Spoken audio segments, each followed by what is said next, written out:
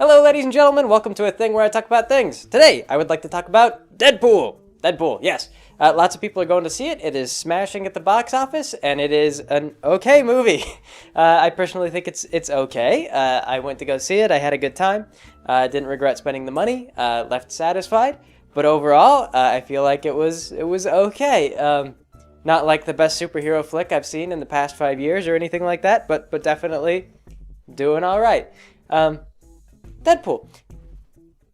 It's kind of funny because there's actually not a whole lot that I think you could say about the movie itself. It's very much what you might expect from a movie about Deadpool. Deadpool, he's this snarky kind of wisecracking hero who's supposed to be a little bit crazy, and he makes a lot of fourth wall jokes. Like throughout the movie, a lot of times he'll turn to the camera and he'll make jokes about like the budget or about certain little events or things like that. And the character's played by Ryan Reynolds. Ryan Reynolds, kind of a dork. He's also been the Green Lantern, but that movie didn't go over so well. And he does okay in this movie. It's a little funny because Ryan Reynolds is one of those actors that whenever I see him, it's like Leonardo DiCaprio. Like I always think of Leonardo DiCaprio as Leonardo DiCaprio. I can't like unsee him in that role. But that's not a thing about like that doesn't say anything about Ryan Reynolds acting. It's just that I do that. Like Ian McKellen, I was that same way. Like, I'll never unsee Daniel Radcliffe as anything but Harry Potter. So Ryan Reynolds, though, he's Ryan Reynolds. I always see him as Ryan Reynolds, and he does a pretty good job in this movie. But what I thought was funny was that a lot of the movie was actually about sort of the romance between Ryan Reynolds and the stripper that he meets. And when I say a lot of the movie, I would say probably at least like a third of the movie is dedicated towards establishing and then sort of dealing with this romance that he has with this girl. In fact, it's actually a little bit weird. The movie opens up, and there's a whole lot of action. The writing's a little bit wonky because there's a whole lot of action. It's all like, boom, boom, guns and shooting and people dying. And then it stops, and it goes, let's explain how I got to this phase. And it rolls all the way back. And so you got all this explosive action it starts with, and then it rolls back, and it's kind of like a story of, like, boy meets girl, sort of. Ryan Reynolds is playing a sort of hitman, and he doesn't have superpowers back at this time, and he runs into a stripper, and they fall in love, and then he has cancer. And so to get cured for cancer, he goes to get superpowers, and then he gets superpowers, and he becomes Deadpool. And somewhere along the way, I can't quite pin down when this is in the movie, but he goes a little bit crazy, I guess. Or maybe he never really goes totally crazy. They don't quite draw the line between whether or not he's insane or whether or not he's just really can't stop himself from wisecracking. In the comics, I'm fairly certain he's absolutely insane. Like, he has voices in his head, and the fourth wall breaking thing is applied all the time. It's kind of convenient for the writers, like if you need the audience to know something, then you can just have Deadpool say a thing, or you can have him think about something or make a joke, and it'll work. So the movie does this a lot. Is a lot of times like Deadpool will just say something to the audience, and there you go. Now you know why a thing is the way it is. He did a pretty good job as Deadpool. I really like Colossus in the whole thing, but Colossus was always one of my favorite X-Men, so I kind of liked just seeing him in a movie in general. The movie, I think, had a lot of endearing qualities. Like, it was a little bit like watching a friend perform for you, kind of in a way. Like, it tells a lot of jokes, and some of them were hits, and some of them were misses, but the misses are the kind of thing you're like, get out of here with that sort of deal. It's sort of like, it's still just trying to have fun and sort of cajole you. It's not like it had a bad joke and it really legitimately expects you to laugh at the joke. It just kind of tells bad jokes and good jokes and just runs through, and it's a fun movie. It's a good movie. But yeah, what I think is most interesting about the movie, though, is that it's smashing at the box office, and it's not because it's the best movie out there. I think it's because the marketing teams were really on top with this thing. They really knew what they were doing. And Deadpool as a character, as a concept, opened up a lot of doors to the marketers that you maybe wouldn't have seen in a more traditional movie, like or more commonly done superhero. Like, take Batman, for example. A lot of times they're going now for the dark and the gritty and all that stuff, and it's super serious, and everything Batman appears in, he's I am the night, it's really difficult out here in the night. And you can't get too silly with that, because if you kind of advertise like Deadpool did, where you have signs that say like dead, poop, L, or or whatever, then like people wouldn't get it. Like, you can't do a gritty Batman movie and then have like lots of jokes. in your advertisements. But Deadpool, he's a snarky, sort of sarcastic hero, and so all of their advertising was sort of snarky and sarcastic. And I think that what they really captured really well was social media. And it occurred to me exactly how good their marketing was when Kenza reposted a thing that Ryan Reynolds said during an interview. This thing that she posted, it was circulating around Facebook, and it was Ryan Reynolds sitting there. And he goes, yeah, like, the producers, or the studio, I think he blamed the studio. He goes, the studio wanted to play up the romance angle, like they wanted romance in the movie, so that we'd bring in a wider female demographic. But what the studio doesn't understand is that women will go see the movie anyway, you know, because of gender bias, sexism, something or other. He was playing up that, you know, feminism and sexism has been kind of popular in the past couple of years, like, across Tumblr and other parts of the internet. And so Ryan Reynolds was kind of given that line. He's just sort of like, yeah, you know, like, the studio is sexist, but women will go and see the movie anyway. And I thought about it, and it seemed really weird that he would say that, because when I went to go see the movie, they totally did play up the romance thing. Like, the romance deal was a big part of the movie. So obviously, they did go with that angle. And then if you looked at some of the other advertising they did, one of the things that they did is they released this ad banner that showed, like, Ryan Reynolds hugging a woman, and it was like, this man, love woman, is fighting cancer, you know, go see this movie on Valentine's Day, it's a romance movie. And what they were trying to do is they were trying to get guys to tell their girlfriends that the movie was a romance movie, and then the girl would agree to go see it, and then she would be tricked, but it was it was like a reasonable movie, so she wouldn't be too upset. She would just be like, oh, you tricked me, you jerk. And then they would have a good time at the movies. You know, so this was sort of the angle. So if you think about the fact that they did that, and you could see that for as many people as who came to see the movie, obviously, there were some guys who actually probably tried to do that. I'm sure that if the women looked anything at all into Deadpool before going, they would know that it was a trick. But that romance stuff was actually there. And the other thing, too, is when you talk about demographics like that, when you're like, oh, yeah, the studio wanted to appeal to the female demographic, and you play that up as a sexist thing, it's like fundamentally misinterpreting how demographics work. Because obviously, like, there are women that are going to go see an action movie just for the action. Because, you know, like you could say that'd be like 20-30% of your audience, and that would be totally normal. Like, I had a female coworker who absolutely loved the UFC and, like, boxing and stuff like that, and she would buy tickets to go to the local boxing matches. But she would be, you know, in the minority. There were plenty of women that would go to those things. Like, I've been to those before. There's always plenty of women that show up to those, but there's definitely more men at those events. It's just, you know, commonly you see that.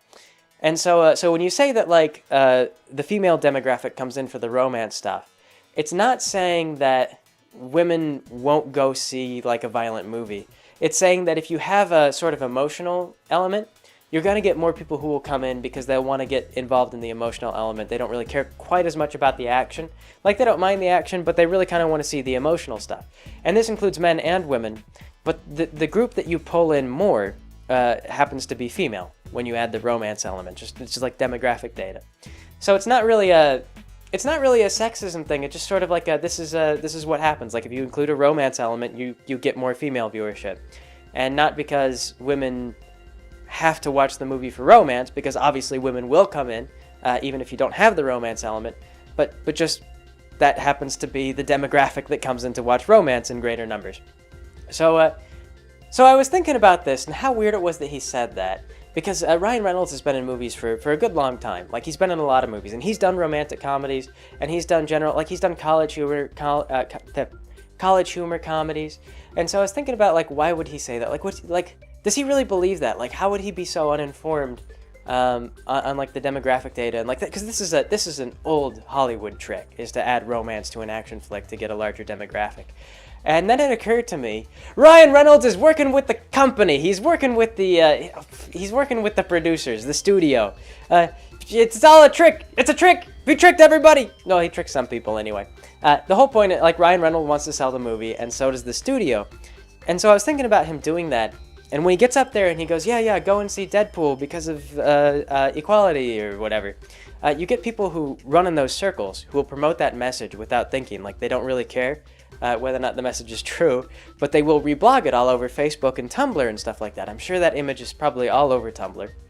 And And if you really think about like how insular some online communities are, like they'll only reblog things that they like, and they will not even be aware of like outside types of thinking.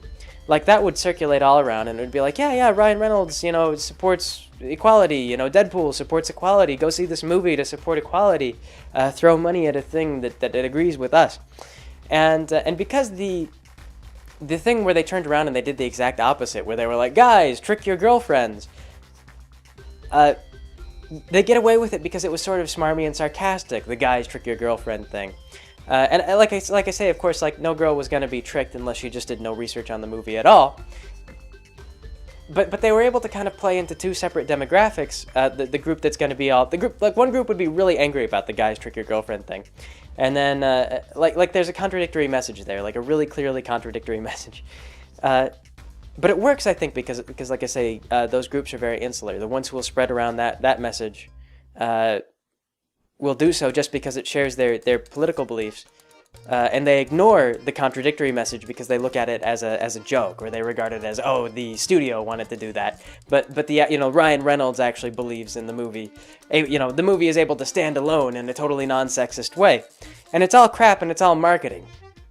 And you see there's actually a whole lot of social media marketing on Deadpool. Like a lot of the stuff that they did, it was all very clever. It was about making you feel smart for having to go see the movie. Like, you're smart, you're smarter than everyone. Like, you go see the movie and it's not really a romance, but you tell your girlfriend, ha ha ha, you tricked her, it's a joke, ha ha, you're smart. And then you go, and it's actually quite a lot of romance in the movie. And you are the one who's been tricked, actually. If you really believe that you are tricking your girlfriend into seeing a superhero movie when it's, being advertised as a romantic movie, you got tricked. You actually went to go see a romance. It was a romantic comedy of sorts. There was romance and comedy, and there was some superhero stuff. But by my count, there were maybe like 2 major action scenes, only 2, and the second major action scene was about rescuing the girl and reconciling with the girl. So you really only had two big action scenes. There was plenty of action throughout the movie, but there were just two big scenes. It wasn't like it wasn't like Die Hard or The Bourne Identity or anything like that, where there was lots of like just hard-pounding, fast-moving action. It really, there's a lot set on the romantic angle. So in a way, they kind of swindled a lot of people with various different lies, or kind of like not necessarily lies, but they sort of misled everybody. Like the guys who thought that they were outsmarting their girlfriends were actually in fact being outsmarted by the marketers who tried to get them to think that come see this action flick. Oh, it actually is a romance, and oh, like women will come see the action flick, and actually it's a romance, and everybody kind of played into the hands of the marketing teams. I don't know, it was interesting. I'm kind of curious now, with as much money as Deadpool is making, you might see some more movies in the future trying to use that social media angle going forward. But I'm curious about whether or not Deadpool's methodology could work for other movies. Like I say, I think that the fact that Deadpool is a kind of a snarky comedic hero opened up a lot of doors for it. Because as long as your hero is sort of a smarmy bastard, you can get away with that tongue-in-cheek stuff, that sort of like lying to your audience, telling them, this movie's about this, and it's all true, but it's all sort of false at the same time. They just exaggerate everything, and it's all kind of comedic in a way. But again, you couldn't do that for like Batman, or if you're gonna do like the new Superman movie looks, or there's a Superman, Batman, Wonder Woman movie that looks like it's gonna be really over the top. And just really, like the acting looks a little wooden, and it looks like it's gonna be just it's so dark. And I think that Doomsday makes an appearance, except that like that. There's no way that they could get away with lying to the audience about what exactly that's gonna be about, because then you get there and it's like this like wooden, over the top, gritty thing, and it's like, that none of that was funny, like none of that was charming, none of that was endearing. But Deadpool was quite endearing, and so any lie that it told you kind of forgave it, and you just had a good time, and it was like being lied to by a friend. Like the movie means well. That's the bottom line. Is at the end of the day, when you look at it and you say like all this crap about spreading around social media or lying about this or that, the advertising. Oh, this is another one. Is they kept talking about it's an R-rated movie, and actually it didn't really necessarily need to be an R-rated movie. They could have made it PG-13. I'm pretty sure it was R-rated because they actually went into a strip club and the women were like stark naked. This was the thing that they did briefly, and this is because the girl that Ryan Reynolds falls in love with is a stripper. So he goes in there and he's just like looking for the girl, and like all these women are naked, and I'm pretty sure like, oh, there's your R rating right there. You had all these naked tits, running around, and the censors were never gonna let that by. I mean, there was nothing you could do to make them appreciate that, unless you reshot and made all the women have like, I don't know, made them all wear chicken suits or something like that. And then it was a super esoteric nudie bar. That might have done it. But the violence wasn't really so severe. It was, I'm pretty sure that probably the nudity was the thing that got it. And I don't think that Deadpool is actually really known much for nudity, for violence certainly, but not for nudity. And so they played that up a lot too. They were like, yeah, it's gonna be an R-rated movie, and like, I'm not gonna cut back on any of the violence. Deadpool is a murderer, he's an assassin, and all this stuff. And it was kind of like, gee, I don't know. I mean, there wasn't really that much over-the-top violence or anything like that. I didn't think the violence really warranted an R rating, but the boobs certainly pulled that in, didn't it? And the boobs really didn't even add much. They totally could have removed that, and they would have been just fine. They also had a masturbation joke, but like that stuff, totally could have pulled it, and it wouldn't have been any less Deadpool. So that R rating thing, that was another deal. Is normally you go for PG-13 because you get a broader audience that way. But they went for the R rating, and then they acted like it was a badge of honor. Like, we're gonna make a real superhero movie. And again, that was another lie. They kind of cajoled you into go seeing the movie. Like I even had a friend who posted this image, and it goes, there are no spoilers for Deadpool because all the little kids can't go to watch Deadpool. And then me and one other guy, we both kind of left the same comment, which was like, what spoilers? Like, what would you go see? Deadpool was a very straightforward movie. When you go and you watch it, you'll have to admit, there's really no twists. There's not any surprising turns. The movie does precisely what you think it's gonna do. It's not bad for that reason, but there's no spoilers. It doesn't matter like whether kids had gone or not. There really wouldn't be very many spoilers on the internet because there's virtually nothing to spoil. Everything happens in precisely the direction that you think it will. I mean, right down to. Well, I mean, I guess you could spoil a little bit, but I mean, like, I won't just in case anybody, like, hasn't ever, like, if you haven't seen a movie ever in your life, maybe you might be shocked. But yeah, it follows all the basic tropes. It follows all the standard patterns. There's no deviation from normal stuff. And this is why I say it's not like the best movie that I've seen. It's not the most clever movie. It's not the most action-packed. It's not the most sexy movie. It's not the funniest movie that I've seen in any, in the recent 5 years or so. But it's an endearing movie. It feels like a very kind-hearted movie. It feels like there's love in it, and it has a very strong identity. Like the opening credits start off, and they, instead of talking about like, it doesn't give names. It amusingly describes everybody who is involved in the movie. So instead of going through and being like Ryan Reynolds, it describes Ryan Reynolds instead of telling you who he is. It's like that guy, like Deadpool, played by the guy that da da da da da. So it gives itself an identity. And I don't know. The movie has life. The movie did some good things. It did a couple things very well. It was a great Deadpool movie. Sort of okay movie overall. I don't regret seeing it at all. I don't begrudge it for its popularity. What I think is really fascinating is the marketing and how well it worked. And overall, I mean, like, I recommend to go see it. Like, if you've got some free time, like, I don't think you should, if you haven't seen it yet, you don't have to rush out to the theaters and get on top of it. It's not a life-changing movie. It's not going to bring you to tears or anything like that. But, I mean, like, hey, if you and your friends want to go to the theater, Deadpool is definitely a solid choice. I had a good time. I think it's a good watch. But don't let the box office success mislead you.